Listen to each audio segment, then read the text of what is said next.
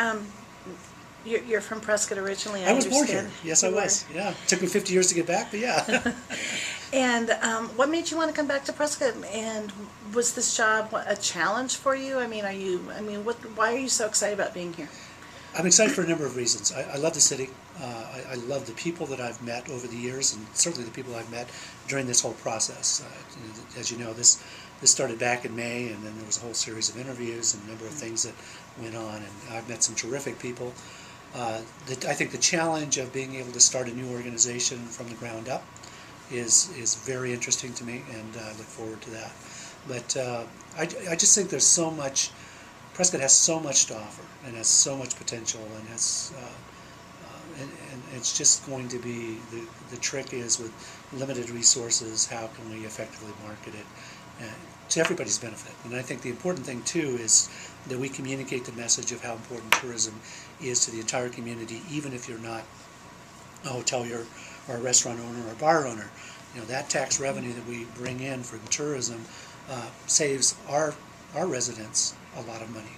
And it also, I think, improves quality of life. There's going to be additional recreational assets, additional dining and shopping activities that are available that may not exist if we didn't have the number of tourists that we have and the additional tourists we hope to have in the future.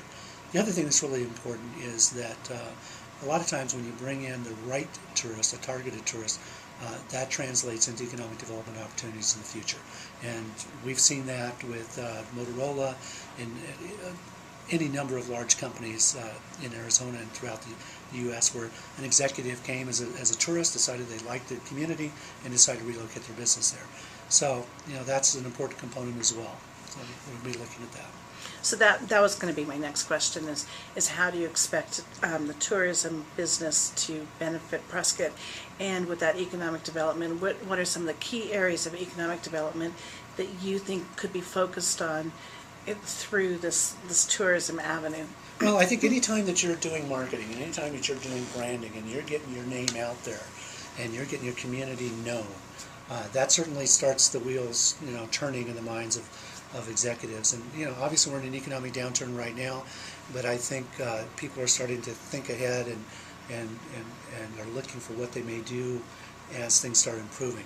So maybe a year, 2 years down the road, 5 years down the road. But it's very important that we get our name out there, that we're on the list, we're visible for these decisions that will be made in the future. So, you know, it's everything that you do in marketing and branding is all going to help you as you move forward. We don't have a facility large enough for large conventions here. Do you see that that's a drawback, or do you think that we can make do with what the community has to offer in the meantime? Well, we can be creative. We do have a number of very unique venues. The Elks Theater is going to be a tremendous asset to us as we move forward. There's lots of different ways that we can work around the venue issue. Obviously, we're not going to attract major conventions. That's not going to happen. But there are smaller groups that we can work with that will be appropriate for what we have to offer. And I think we can offer them a unique experience. And at the end of the day, that's what they're looking for. It's not just the typical convention hall or meeting room. You know, they want a little bit more.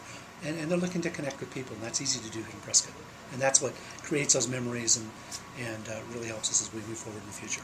How can the community help? And if they want to be involved, do they contact you?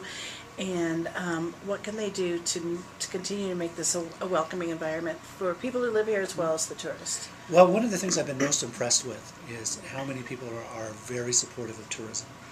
I spent 8 years at the Office of Tourism. I've been in communities throughout the state, and that doesn't always exist. There's sometimes a lot of conflict between residents and tourism.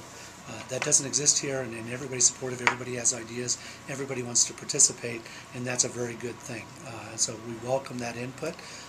Feel free to contact me, and I'm more than willing to listen to ideas and suggestions from people. They know the community better than I do, so I'm looking forward to that. Obviously, as we move forward, we've been having some conversations with the City Council and the Mayor about forming a tourism commission, and so we'll develop those ideas a little bit more and make sure that we get citizen input as we move forward. What about strategic partnerships with nearby communities such as Prescott Valley, Chino Valley, Dewey Humboldt's? Well, none of us are an island, you know, and I think that we do need to work with surrounding communities and with the tribe and even slightly beyond our immediate region, because one of the things we need to try to do is develop itineraries that encourage people to stay longer. And so, to the extent that we can partner with other well-known tourism destinations in and around Prescott, I think that would be an asset to us, and we'll do that.